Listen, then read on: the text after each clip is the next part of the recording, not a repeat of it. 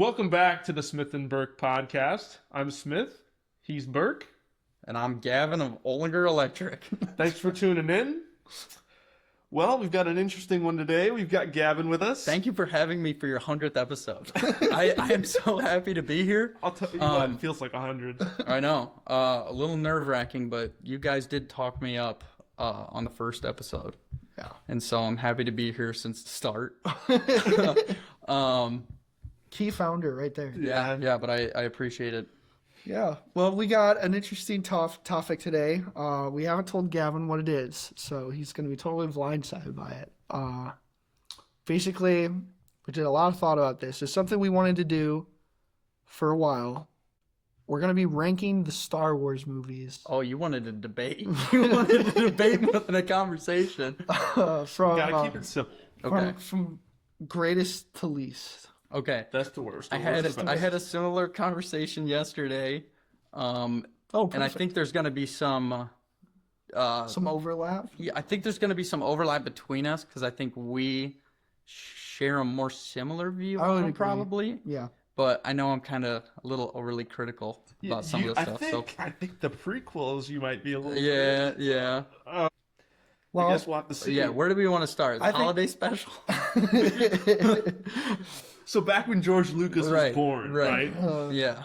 No. I love the 20-minute dance sequence of the hologram. I just want to say that might be S tier, but is that how you want to do it? You want to do a tier list? Is that how? Oh, we were ranking them. I would put them in order. So, like, for example, I think we should just start with the Phantom Menace.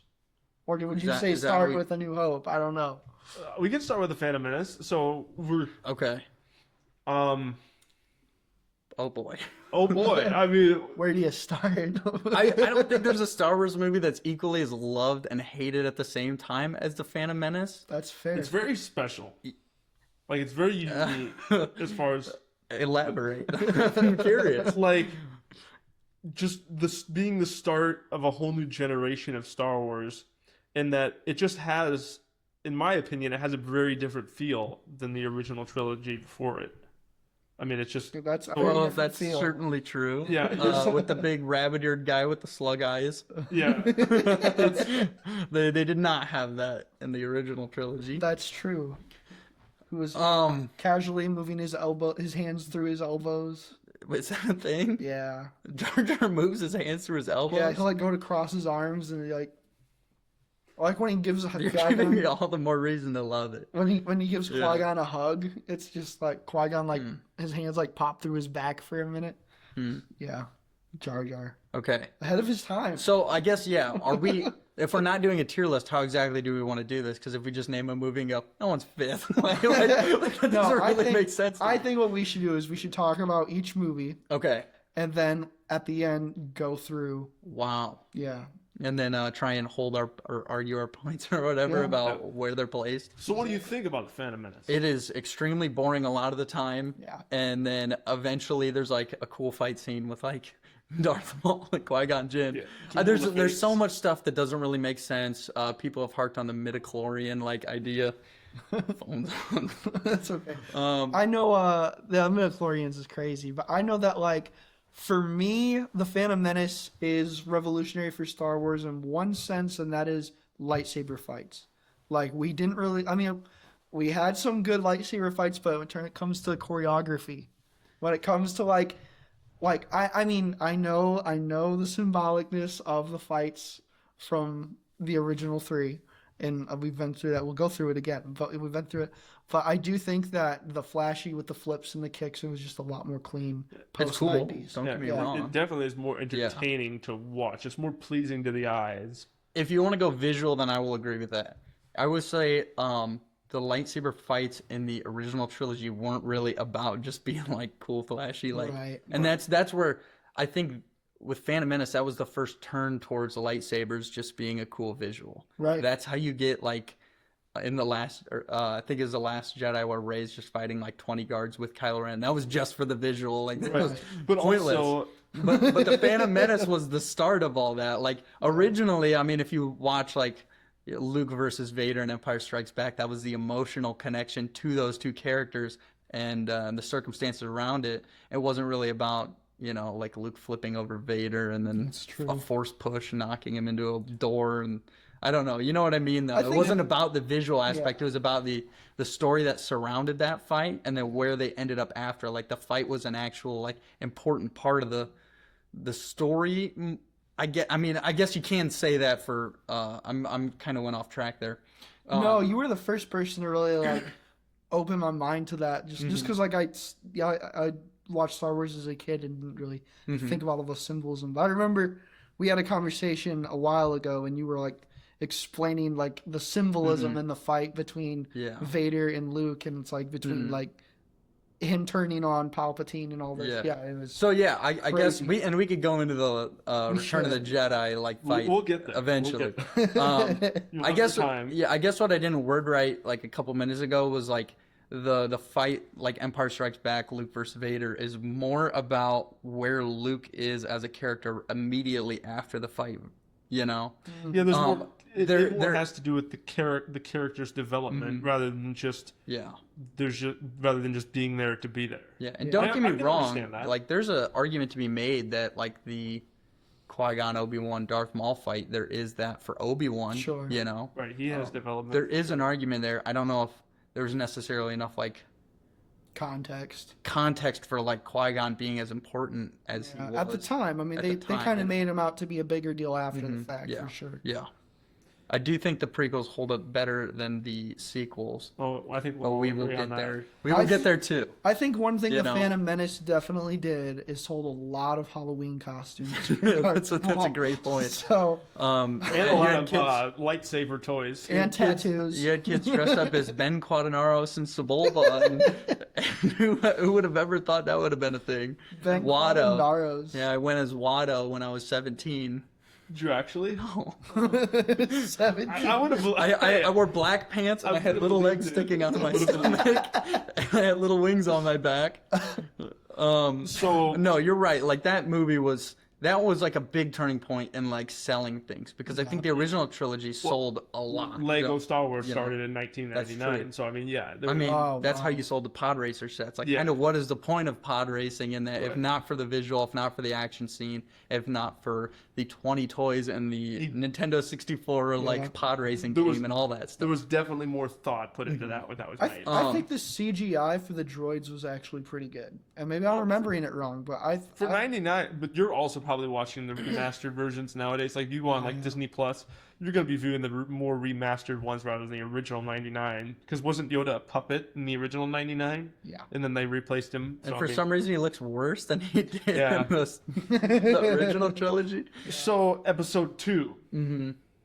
That's it. That's it. Oh, We're capping the Phantom Menace. I could talk about Phantom Menace. Yeah, that's why we gotta move this thing along. Well, how fast do we want to do this? Because I could be here all day. It would be a special. We gotta limit you, Gavin. This is not the. This is. I knew you were gonna hold me back. Yeah, you gotta be held back. I had my fingers crossed. You know gonna what? Be about we'll Star come Wars. back. We'll come back. We'll get back to it. Episode 2. No, go ahead.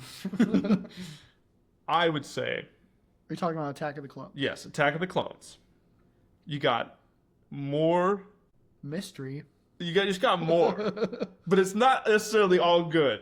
Okay. You know, like there is a lot. Right. There's a lot more. There's a lot more lightsaber fights. There's also a lot. There's also a lot more garbage. Let's just say, for lack of a better word. Yeah. You know, I was thinking about. There's a lot more memes too. I was thinking about Attack of the Clones, and I was like, low key, it's the same movie 3 times within the same movie. Go on. Like with Zan and like the worms and catching the crook, you know. Oh yeah. It's like who tried to kill Padme? Mm-hmm. And it's like we find Zam and then we kill Zam and it's like but somebody killed Zam. Who killed Zam? Yeah. And then we go and we find Jango Fett. And then we're like, who killed Jango Fett? And we go, boom, Mace Windu. I seen a video a while back, and I know Caleb's seen it because we've referenced this. There was like the video where it was like, so like Palpatine sent Sidious to send Jango. Like there was that whole thing. Palpatine sent Dooku. Dooku sent Jango. Yeah. Jango sent what's her name? Zam. Yeah, Zam what's her? Who sent a robot? Zam Who sent worms? Like it really is that convoluted. Yeah. Yeah. Like Shout out Cosmonaut Variety Hour for Yeah. that video. That's brilliant good stuff, writing but- right there. yeah. Yeah. Attack of the Clones. Anyway, what were you saying about like it's the same movie? It's the same movie. It's just Obi-Wan has no idea what the heck is going on. Yeah. He's just lost in the sauce. It's not really how I want to see Obi-Wan. No. He's like such a wise. I think the Clone Wars show did a great job at showing like what a good general he really was. That's where the prequels, I don't think they really do a good job. No. I feel like they tried too hard for comedy, maybe in Attack of the Clones. Like they had too many comic, like they tried to make Obi-Wan comic relief. They You know, had CP3 lose his head and get attached to a droid. right? Like, yeah, Right. Jar Jar Binks steps in poop. yeah. Again. Yeah. Boy, And he boy. shocks his tongue. Sorry, I think I'm getting them mixed up now. Yeah, you are. Well, that's the problem with those two. I think is they're very mix-upable. Yeah.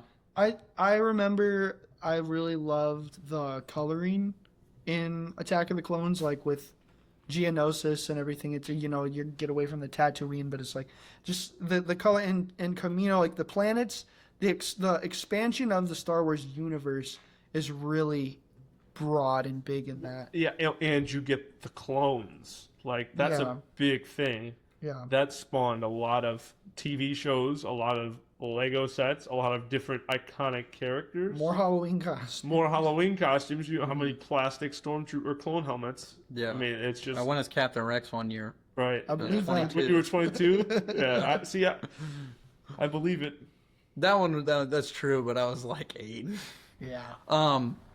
Fire them. And I want to mention, like, I've not watched a Star Wars movie since, like, the last one came out. Okay, no, we're doing this But Saturday. this is just from, like, this was my childhood, Yeah. like, you know. Right. And I grew up on the Untainted. prequels, Yeah. you know. I think if the prequels did one thing, is it was that world building aspect of it. Absolutely. It Right. broadened the Star Wars universe by a ton, and Oh. that's how you got, like, the Jedi Council and then, like, the whole Jedi Order.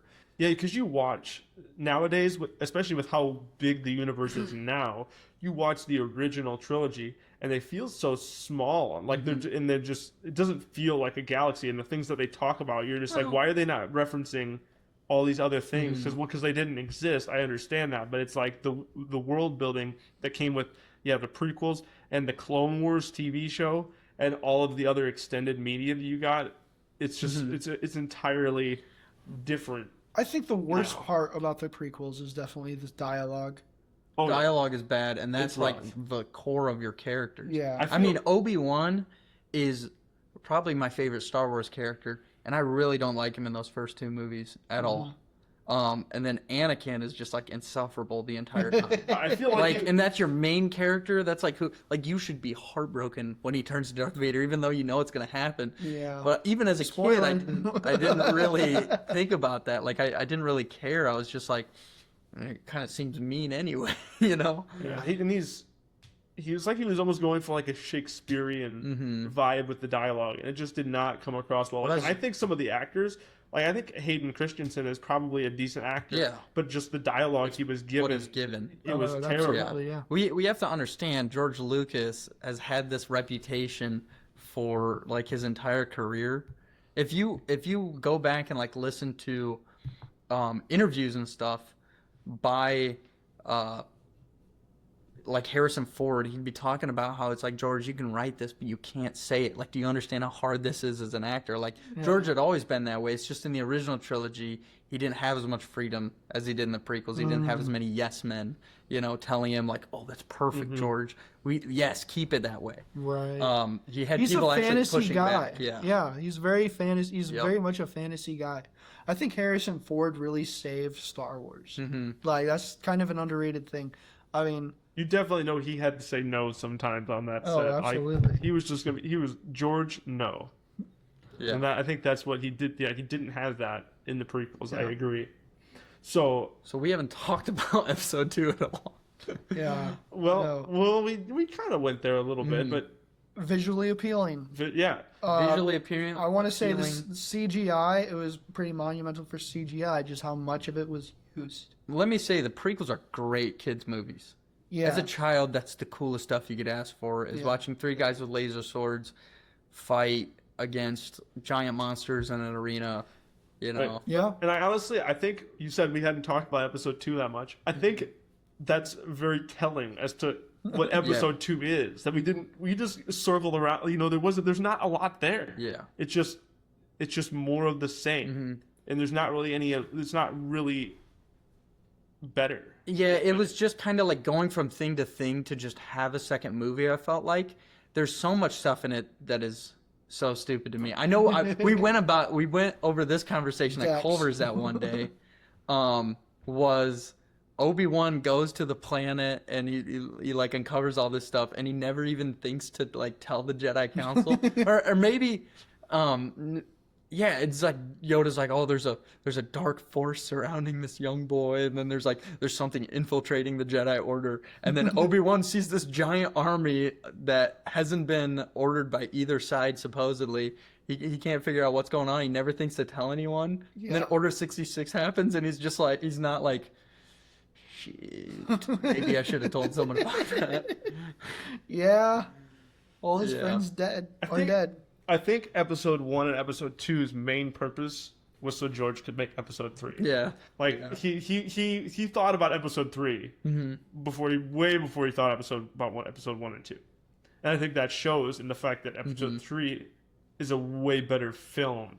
Episode 3 feels like a book. Like it's just a lot of character development, a lot of dialogue. And it's not really written like a movie. Like when I'm watching that movie, I just kind of zone out because there's so much talking. I do think there's plenty of stuff to criticize about it, but it's like I think without a doubt we could all say it's the strongest of the 3. Like Anakin's still insufferable to me. I just can't stand him. The dialogue is really bad in that movie. Yeah, you don't have the there's so much of it. There's so much of it. That's the part. Like I remember as a little kid, I just wanted to see Order 66 and the General Grievous fight. Right. I did not want to hear him talking about politics or any of that stuff. Again, Obi-Wan's dialogue in that, like, just strange. Well, and you have there's so much going on in that movie that I don't even really know what to think about it. I've watched it the least. Yeah.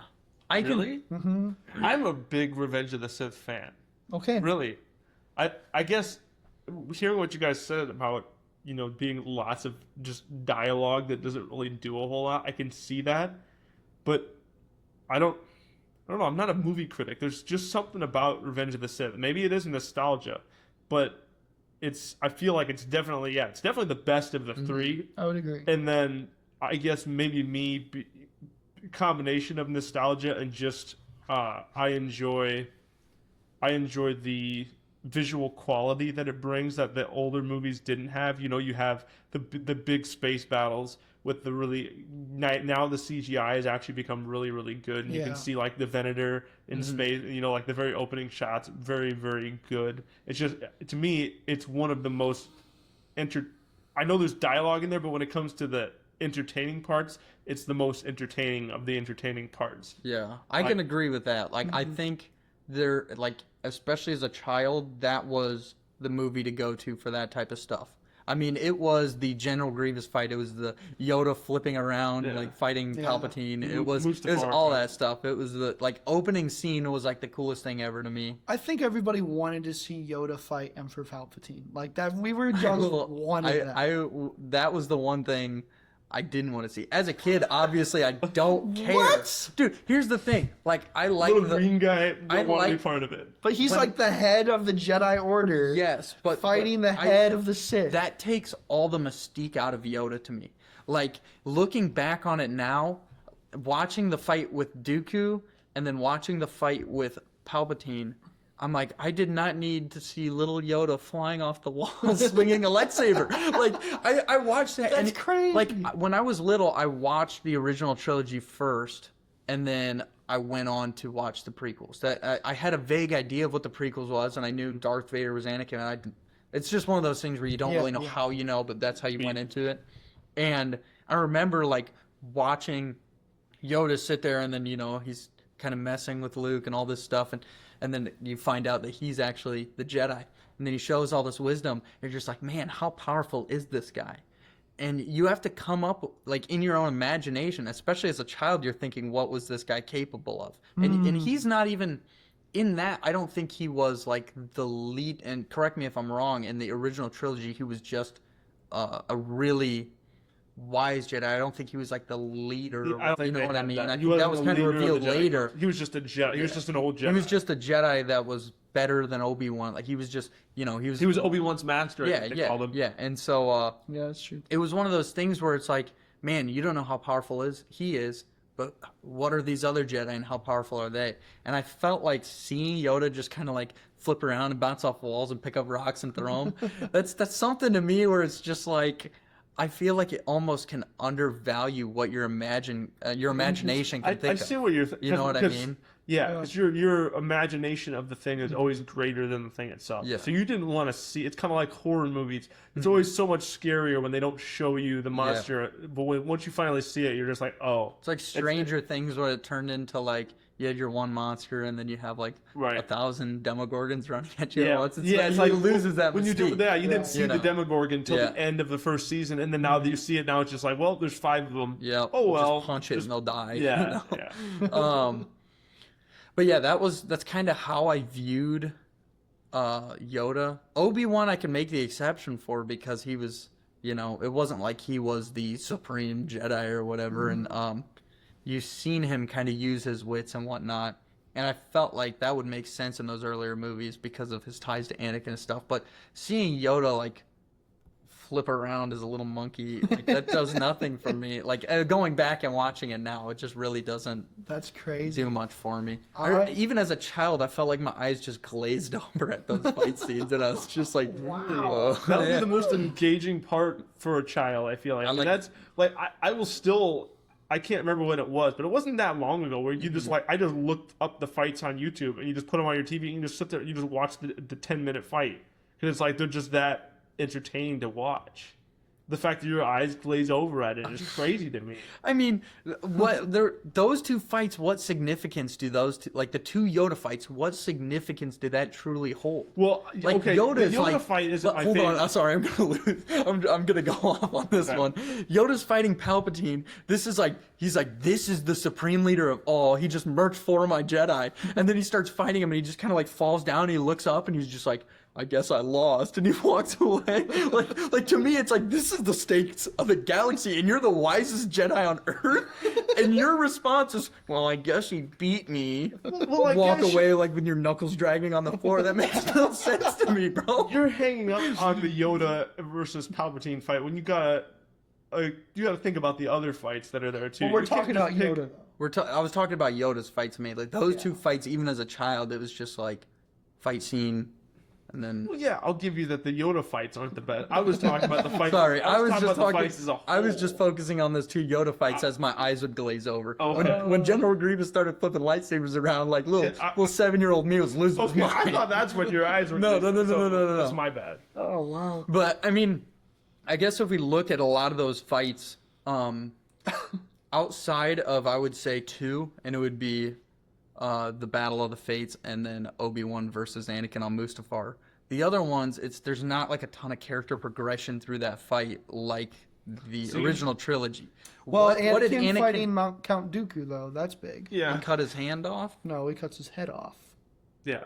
Oh, that's a good point. I forgot about that one. I meant like the Clone Wars one with Yoda. Oh, okay. Like that one, I think he loses his head, Oh, I think that was like going into but like he was the boss battle, right? Like of that I agree. They were trying to recreate like the Darth Maul face off that they had in the movie before. Force Lightning was cool in 2002, 2001, whenever that movie came out. I think it was 2002. Attack of the Clones. It was done in Return of the Jedi though. Seeing Yoda absorb lightning into his hand, and throw it back. I'm so happy. I was. Yeah, no. It's just one of those demonstrating his power. That should be one of those things that you're happy to see because it does demonstrate Yoda's crazy power. Like, much to learn, you still have. I don't know how to respond to this. Yeah, neither did Dooku. I think he just threw lightning at him. Yeah, I don't know. It's just like, well, that's another thing. It's like Count Dooku knocks out Anakin and Obi-Wan, and they're just laying there sleeping. Yeah. And then Yoda's got to come in and save the day. You know, and like, that's just one of those fights where it really doesn't do much for me. I get it, like, have a cool lightsaber fight in Star Wars. I'm all for that, but I like when, like, those first 3 movies, the original trilogy, are just so tight with building that story all the way through. It was solid. It's just a better time for movies, though. And that's why it's hard for me in a lot of that stuff. I'm also, I think this is just a stupid like little rant point, but I don't like a lot of the just random visual gags and stuff. I don't like General Grievous on a big hamster wheel chasing after an iguana. That makes me so mad. I can't, like, it's just stuff like that where it's like, that's like, as a kid, don't get me wrong, thought it was cool. I also remember being upset as a kid because I wanted to see like a 20-minute General Grievous fight, and he's just kind of made out to be like a wimp. I don't know how else to put it. Like, in the Clone Wars, he's so cool, especially the 2D Clone Wars. Like, as a kid, you're like, oh, this guy's like all powerful and like this. Not more than Mace Windu in that 2D. But watching him in those movies, it was just like, I don't know. He was always running away. He's shorter than you expected. I don't know. Is that? Oh, that's Obi-Wan's line. Oh, it's Anakin's line. Oh, I guess you yeah. haven't seen it in a few years. Yeah. But no, it's just random little things like that where, you know, I felt like General Grievous. The fight could have really been awesome. Like if we really saw Obi-Wan struggling through that fight, it would have been incredible. I think it's so stupid that his idea of a genius plan is to jump in front of 40 billion droids and be like, "Yo, I'm calling you out." Do you think these guys have any honor? like I guess General Grievous had some, but I don't know. It's the idea of him just being that stupid when I want him to be a cool, wise old Jedi. Like it should have been like Obi-Wan tries to catch him off guard in like a small room, but he realizes that the fight's too much for him because he's fighting against this 4-armed crazy freak in this small little like commander's room, and then like the whole fight is like General Grievous just ripping the room apart as Obi-Wan's struggling to survive, and somehow he kills him. Not jump in front of 40,000 droids, and then run away on a iguana. Like, doesn't he even like shoot him, and that's how he kills him? Yeah, he kills him. So uncivilized. That bothered me so much. That he used a blaster? Yeah, I don't know. Yeah, I don't know why that bothered me too. Like, just as a kid, I was just like, kind of a lame way to go. You get shot by a gun. Well, it's not a gun, it's a blaster. Blaster. Fair. One thing that the prequels did do is they brought some really awesome characters to life. They brought, like, we got Mace Windu. Jar Jar Binks. No. Dexter Jetster and his 50s Watto. demeanor. No, I'm saying sorry, like I'm just I'm saying we got Jango Fett. Yeah, Jango Fett. Right. The origin of Boba, which was cool. It was Count a Dooku. little Easter egg. Count Dooku. General Grievous, I'll give it. Darth Maul, General Awesome character. Grievous. Captain Rex, Commander Cody. Well, I'll they throw weren't Ran in the sissies. yeah. Well, They weren't in the prequels. wasn't Cody in it? Wasn't he in episode 3? Commander Cody wasn't. Oh, he was in theory. Because he was right when he was. That right was the when- thing that He was the bothered me. first one who got the call Yeah. for Order 66. That was the thing that bothered me is that we did not see Captain Rex in episode 3. Yeah, I mean, that was kind of was that an after? No, because the 2D was between the second Yeah. and third. So yeah, they could have easily had him in the third. Yeah. Well, it depends on when it was made, but yeah. And then they had like that whole side plot thing now with like Ahsoka, and well, that's all different, you know, and, No, that's and Captain Rex. It doesn't make sense that between episode 2 and 3 there was all that stuff that happened in the Clone Wars show. Yeah. But I'm very happy that the Clone Wars show I exists. think it Like, like it's- Wasn't there a big debate to whether or not that was going to be canon?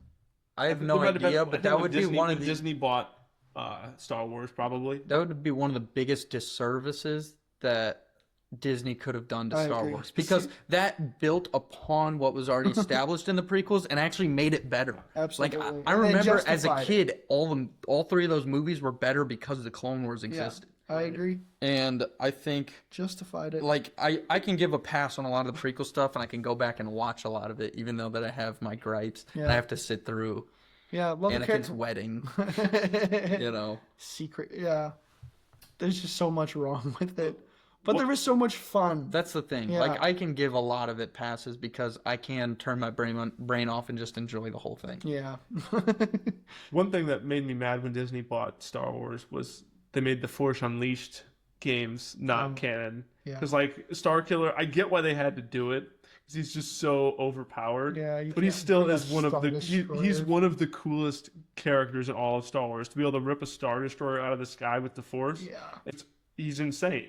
Correct me if I'm wrong. Didn't he just like kill all the original trilogy like casts? I think that was in like a DLC or something Gotcha. for it. Like that wasn't part of the main story, but they had like a DLC pack, whatever, where you could buy it. Yeah, you would kill. I'm pretty sure you killed Leia and you Han killed like and episode everyone. 4 Obi-Wan, and you shove him into the hyperdrive of the Millennium Falcon, like, and it blows up. Like, yeah, I did not. What? See, I just remember I seen like a little video not on it, and I was like, "Oh, that just spoiled the whole game for me," because I thought it was just like an Inglorious Bastards type of movie where it's not technically like part of the actual story. It's just like an offshoot, like almost like a fan fiction game. Yeah. Yep. You know? I didn't see any of this. Yeah. But episode 4. See, episode 4 is crazy when you watch it from the Phantom Menace going forward, because you witness Mustafar, and then, Yeah. which is kind of really fitting with the way that the Empire. That's actually a good point because Yeah. like that whole you are watching like the craziest visuals you can possibly watch, Yeah. and then it just cuts to Luke drinking blue milk basically. Yeah.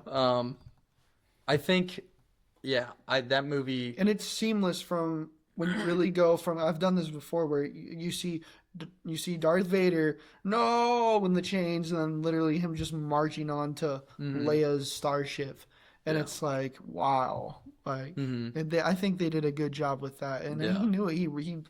He produced it to be watched as such, but Yeah. Going from the third movie to the fourth, I don't like how they were like, we have to have everyone exactly where we left them. That's always been kind of a gripe of mine. Like, Yoda instantly goes to, like, Dagobah and all this stuff. Yeah. Like, it would have been fine if some of that stuff was off screen.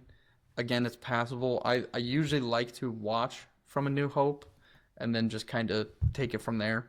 I kind of like watching the prequels as a prequel. But that's also because I think that this movie stands alone so well. You know? does.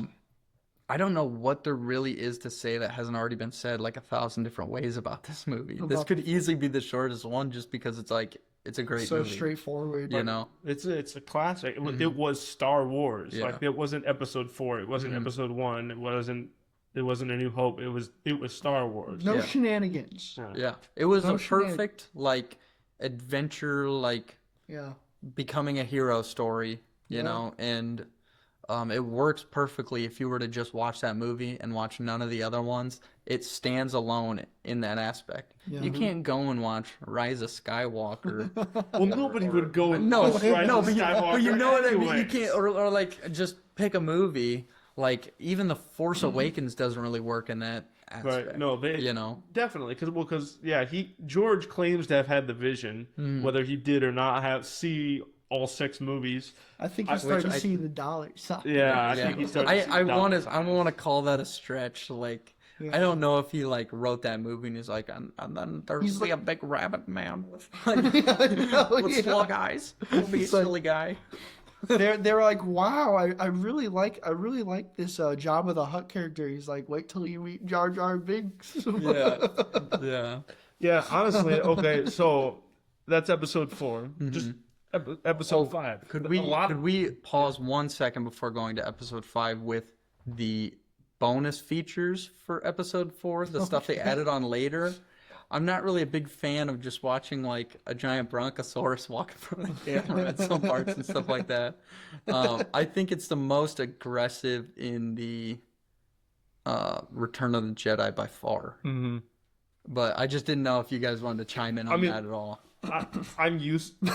I'm on the brontosaurus. I think. Well, I guess obviously you are too. You're used to the original movies then, like Yeah. because that's what you watched too, right? You watched the VHS version of Star Wars normally, Yeah, right? 3 different versions of the VHS version. I grew up more on the DVD releases, so I that's what I saw, unless I went over to your house and you were like, check out how Palpatine looks like a shriveled fig. I had that Like, DVD. It's like, why does he have a golf ball shoved in his mask? Yeah.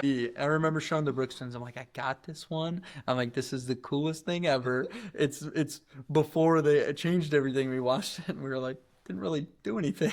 So I'm used to I'm used to the thing walking in front of Mm-hmm. the camera on at the beginning, and so that doesn't really bother me either way. I think it's a little silly, but also don't think I'd rather, if I had to watch them right now, I'd rather watch the newest version. That's also, I'm not a big classics movie lover, so Yeah. Have you seen the Jabba scene with Han before he's a slug? when he was a guy He's just some dude. Yeah. in a fur coat. Yeah. Yep. Yeah, just this big dude in a fur coat. Yep. I think they originally cut that out of that first movie, and it was just like he talked about Jabba, and then when they went back and added all that stuff in, they added that scene back in. But put him in as a CGI. And they also made Han move his head and dodge a bullet. Yep. That part I think is dumb. I think yeah. the whole Han shot first debate is like a whole nother thing. It could have easily been marketing. I mean, you know how many videos, debates, podcasts, things that have talked about this? How many conversations you had with your friends about who shot first? I mean, it could have very well just been marketing. Yeah. Possibly. I don't know. Magic off. I have a like I don't like giving George Lucas that much of a benefit of the doubt because You I don't think a think he's lot of smart times enough for that? I think he was just like, oh, Han shouldn't have shot him. I think I'll have his head jut over 2 foot and then a blaster bolt shoot by him. Like that's the way I picture it because like he doesn't want like one of his main characters shooting someone in cold blood. Yeah. I don't know, I but thought he's that a was villain, like though. Han's a bounty hunter. yeah, like that's what I thought was so cool about Yeah. it. You know, like I think He's an outlaw. adding in that and afterwards, how does he even have time to react? Like he shoots his head over like that, you know? Yeah, I mean, Han should have. Yeah, he should have shot for. I'm just saying.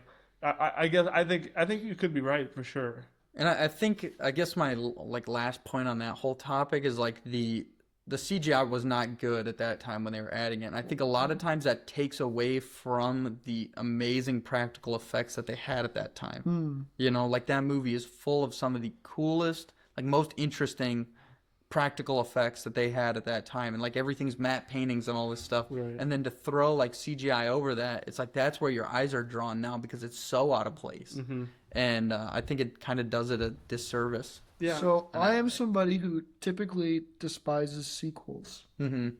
Just in general.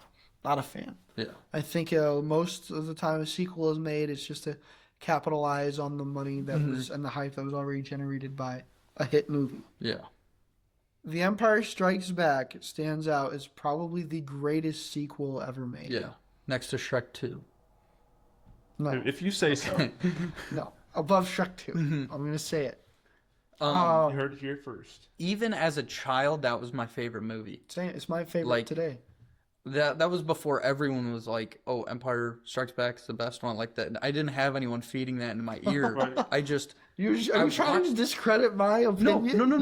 No. I'm not saying that. I'm just saying like I think that shows how good that movie is. Oh, Is that absolutely, even as yeah. us as children, before anyone was like telling us that, we had that gut feeling like that is the coolest. Like I think it was just because we were drawn to those characters so much. Right. Who didn't want to be Luke Skywalker? Yeah. Like, Yeah. And Chewbacca. awesome. Yeah. Arguably one of the most iconic and beloved Star Wars characters of all time. Like R2-D2 and Chewbacca. I don't think that anybody even comes close. Yeah, there's certainly the two most favorite that don't say actual words. Yeah, exactly. Honestly, that's know. probably why they're favorites, because they don't Yeah. get They don't to. have They don't lines. have George Lucas's dialogue. Yeah, have you ever seen the videos where it's like the actor who plays Chewbacca is like talking to Han and they don't have like the Chewbacca noises and he's like, "Hello Han, how can I?" He's just talking like a regular person. I've not seen that. Dude, it sounds so weird, and I think that was like originally how they had it planned. and then they added in the Chewbacca noises afterwards. Yeah. It's like, thank God they did, because I Yeah. didn't want Chewbacca to be like a British dude. No. Like, Han, can you pass me that wrench, please? Like, if you've ever had like a dog in your home Mhm. that you just have loved, Yeah. like it is the same connection to like Chewbacca. Yeah. Like seriously. And I really, one thing, this is kind of on the same R2D2 Chewbacca track. I like that Star Wars has creatures and droids and things that speak, and you don't understand. Like they have their own language. You don't have a clue what Chewbacca is saying, but then everybody else knows because they speak that language. I just find that so, because it's nice that he does. It's different that Chewbacca just doesn't speak English like everyone else does, Yeah. and R2D2 doesn't speak like C3PO. It's just it just. Seriously. It yeah. not only does it keep you away from George's dialogue Yeah. a little Yeah. bit, but it's just different, and I think that's nice. C-3PO was like the comedic relief in the movie, especially in the Yeah. sixth movie. Yep. I think that I really hated him in episode Yeah. 6. Like just Yeah. as much as I hate Jar Jar, like it was the same. Yeah, it was kind of like a George Lucas, like the first kind of seeds of that in Yeah. those movies is like, this is what George wants. Yeah. But I think the reason like those characters are so endearing is it's that imagination aspect of it again. Yeah. You know, it like kind of lights that part of your brain up. Yeah. And that's what we want from like a good like movie for. I say movie for kids, obviously adults. Yeah. We're still talking It's a about it. movie You for know what I all mean? ages, Like, honestly, there's 70-year-old men still talking about it. Like, but you know what I mean? Like, Yeah. there's a reason why, it's loved by everyone. You know, there's movies that kids would hate that adults would like, but this is like the perfect blend of it because it somehow calls to both audiences like that. And I think Yes. that imagination aspect is just part of it. Oh, interesting. I see what you're saying. You Like know? it leaves so much undefined that you just fill in the gaps no Yeah. matter what level you're at. And as we get older, the universe develops with our Yeah. intellect. That's Yeah. really interesting. And it's a like, just for that example, like it's sparking that like childlike imagination that you once Yeah, had. You know what I mean? absolutely. Like, everyone wants to grow up and be stoic, but then if you were to go back and watch a movie like that, you're thinking of different things than you would have thought of as a child, and it also gives it like such a good replayability, you know? True. And Very replayable. and there's so much of that in the original trilogy that I think makes them so special. And I Yeah. think one of the downsides to the prequels is that it is so much about explaining everything, and you can lose filling some in of the that, gaps. you know? Yeah. Yeah, obviously, as a kid, you can go and watch like the Geonosis scene where like Count Dooku is walking into that council room and there's like a bunch of weird aliens around. And you can go, I wonder what those guys are up to. Right. But like that's kind of the limitations of the prequels. True. The original trilogy was just so brilliant with that type of stuff because it didn't tell you too much about those characters. Yeah. You had no idea really who Darth Vader was. And then you watch him block like a laser blast from Han, and it's the Right. coolest thing in the Dude, world to you. like that's what was great about episode 5, The Empire Strikes Back, is how big Star Wars got. Like the universe. They went to like 8 different planets. Yeah. right? Yeah. Like it was crazy. And you had again new characters. New characters. Boba Fett, Boba one Fett. of the most iconic characters now. I mean, there's Sure. people who, if you're going to be obsessed with a character, Boba Fett is a very common character to be like obsessed Yeah. with. You know, you've related to one of them. I mean, Yeah. Yeah. I It's think crazy. I think that the love of Boba Fett with them not even saying a word again, you know, a couple words. Yeah. Without Boba, like the love of Boba Fett, I think that's when George was like, imagine if I had a whole army of Yeah. Boba Fetts, Yeah. you know, and like he just like And it's like, and tie him into the stormtroopers and all Yeah. that stuff. Like, thanks to that, like, we did get the blessing of the Clone Wars. I agree. And, I mean, a lot can be said just about, like, a character like Boba Fett. I don't think he barely says a line in the whole thing. But he is the Absolutely. most, like, menacing, just, like, figure in that movie, Yeah, you know? And I feel like once we get to Return of the Jedi, we're going to get a little bit more into him. yeah, But- absolutely. Um, Well, he was such a big hit in yeah. The Empire Strikes Back. How could he not have? And I don't think he was ever meant to be. Mm-hmm. Like he doesn't have screen time. Yeah. Like he doesn't have.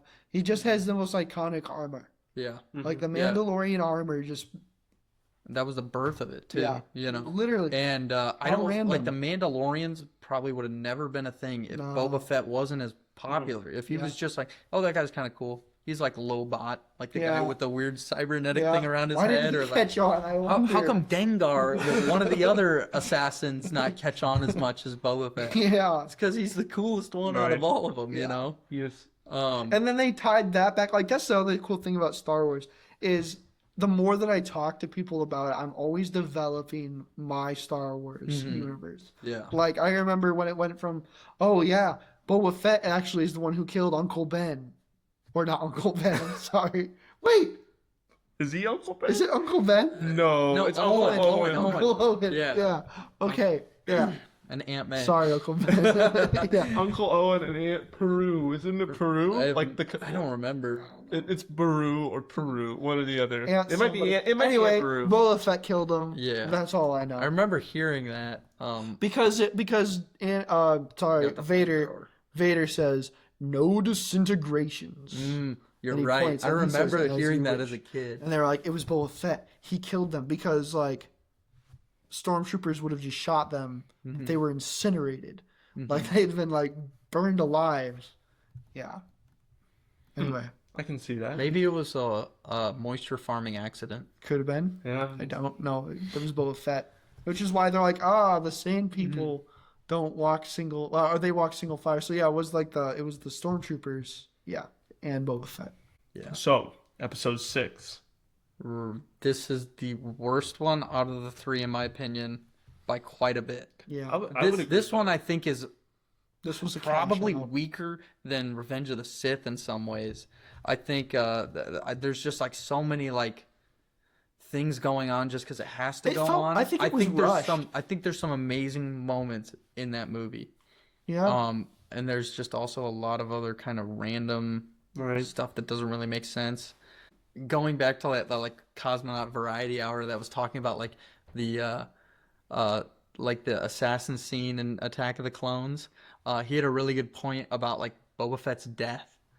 Like Jango Fett. Boba Fett's death in In Return of the Jedi. Oh, okay.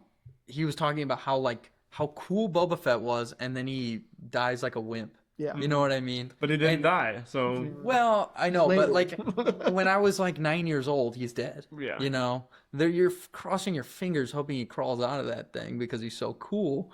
But in reality, like that's how it's supposed to be laid out there. I think, you know. Yeah. especially since it was the end of the trilogy, it would have been really sweet to see him crawl out of it in Revenge of the Sith. I don't know when they would have put it. I was they going would to have say put that it would in there. probably be too much. But imagine if he did though, because then it would have made everything else make sense. You know, that's happened since then. It would have, and it would have been, it would have maybe taken away from some of that. Yeah, he died like a wuss. He fell and got eaten by Yeah. a plant. Well, he did. He didn't actually. So I think it was more of the scene of like he. So in that video I was mentioning, he references how like in Empire Strikes Back, he's walking down the hallways monitoring, and Luke goes to unholster his blaster, and as soon as he pops the button off for his gun, you see him turn his head. And he's like that's how aware he is of his surroundings. Like it's a quick draw fight at any second with this guy, and there's an actual threat there. And then he's just kind of like flying around the sand skippers, and Han just smacks him with a spear by accident because he's blind. And he goes, Boba Fett, where? And then he just flies off screaming and lands in a hole. Like, I will say though, Return of the Jedi maybe has one of the strongest openings. I mean, maybe if you don't, maybe you don't like it, but I mean, I think the mysteriousness of seeing Luke walk in there with his hood up, I mean, you assume it's him, but you don't really know, and then you see him do all these things that he can now do because he's now basically a Jedi Master. I do think that that's like cool. that is really cool. And then you have, yes, sure, he falls and gets eaten by a plant, but you have the whole desert skiff scene. That's a great action scene. R2D2 shooting the lightsaber to Luke, like it's all. That's true. I would put that in probably one of the best beginning sections of a Star Wars movie. yeah. Sure. And what I like is that they don't explain how Luke got to that point. Obviously, it was through training and whatnot. Right. But a lot of time had passed between those two Right. episodes. I think like maybe they could have tied it in better with a Luke versus Boba scene where like Boba's more of a threat to his friends that are about to be thrown into the pit, and then You know, there's a little bit more going on there. Well, I think that they realized that I think George realized that people wanted to see more of that, and that's why we have Django versus Obi-Wan. Yeah. Yeah. Because he realized he was like, and that's kind of a thing that is interesting to think about. It's like he's making up for missed fights. Yeah. Yeah. Yeah. Django versus Obi-Wan is what Boba versus Luke should have been. Yeah, and there's a lot of that. I feel like fan theory really influences Star Wars, which is so interesting. I mean, that's how we ended up with the sequels. Yeah. For sure. Yeah. I do think the opening scene is super like convoluted. Luke's plan makes no sense. And I mean, it's a good establishing thing, but the thing I don't like what it establishes the most is that Han has nothing to do for this movie.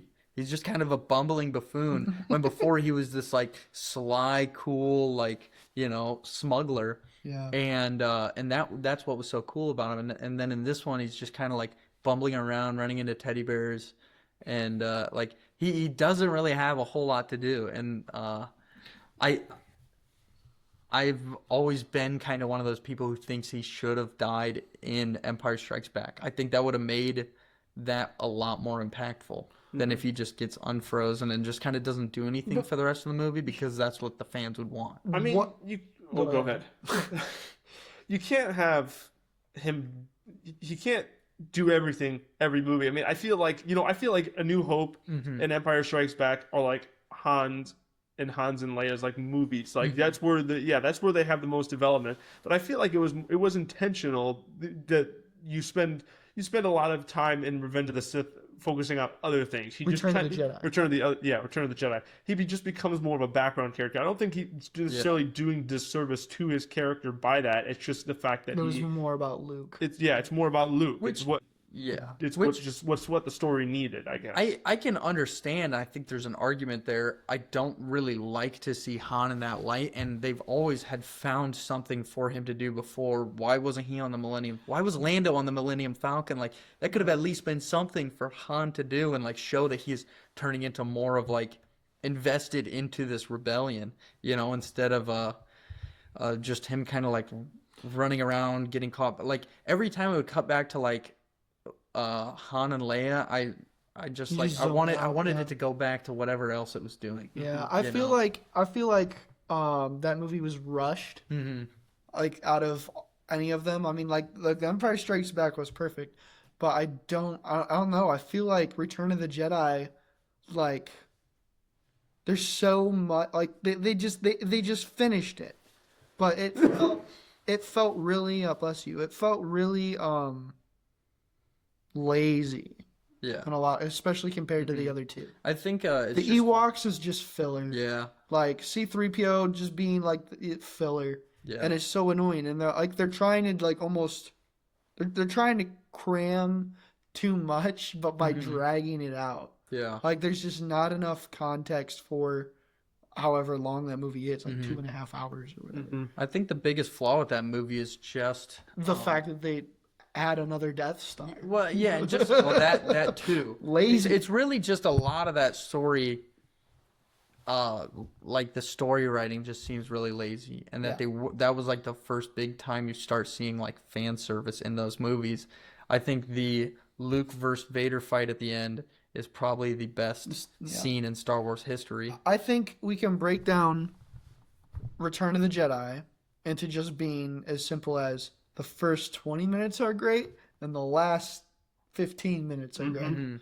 Nothing else matters. Yeah. Yeah, I do. I couldn't even tell you what happened. Yeah, I know. He goes back to Dagobah and Yoda dies. That's a good scene. Unimportant. Yeah. I mean, arguable. I mean, it is like setting up the fact that he is the last Jedi. Not trying to bring that up, but you know what I mean. You know what I mean? Like it was bringing home the point that like the rest of the universe really does rely on this guy, and then that makes like, is he going to turn at the end?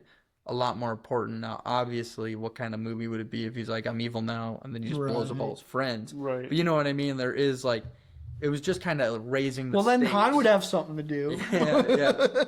And like you said, it's Blast Luke into oblivion. not only is it a good first 20 minutes and last 20 minutes, it's probably arguably the best. They're probably the I'd say defining, the end is definitely Yeah, the like- best. the Yeah. defining the Star Wars story. Mhm. Absolutely. And it's what Star Wars is about. I mean, Yeah. it's, the last 20 minutes of Return of the Jedi. Should have been the last 20 minutes of the series. Yeah. Yeah. Which I think right now is where we should call it. Next time we'll go over the sequels. We'll have a lot to talk about with those sequels. How long is this And then been we going can, on? yeah. That's not bad. Nah, Well, that'd be good.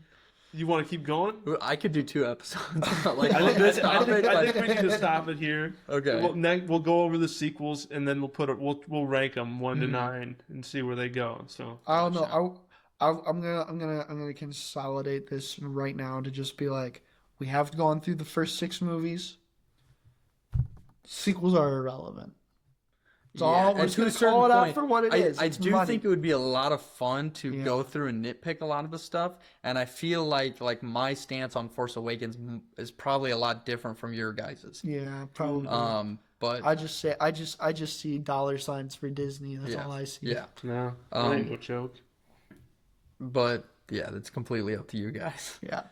But if you had to rank the first 6, I would definitely do Empire 1. okay. A New Hope 2nd, and then it's a super tight toss up with Revenge of the Sith and Return of the Jedi. The more I think about it, I'm definitely leaning towards Return of the Jedi just because that Luke and Vader fight at the end is so great. And I would probably put after that Revenge of the Sith into Phantom Menace and then Attack of the Clones. I think Attack of the Is Clones. at the bottom. I think Attack of the Clones is the weakest one. What Even about as a I kid, think that I'm was the- like me sitting through that movie to watch the third one? General Grievous. Yeah. I think I'm gonna have the weirdest one. Why don't you go? I'm all ears. Okay, you go last. Okay, sure. I'm gonna say Empire Strikes Back, A New Hope.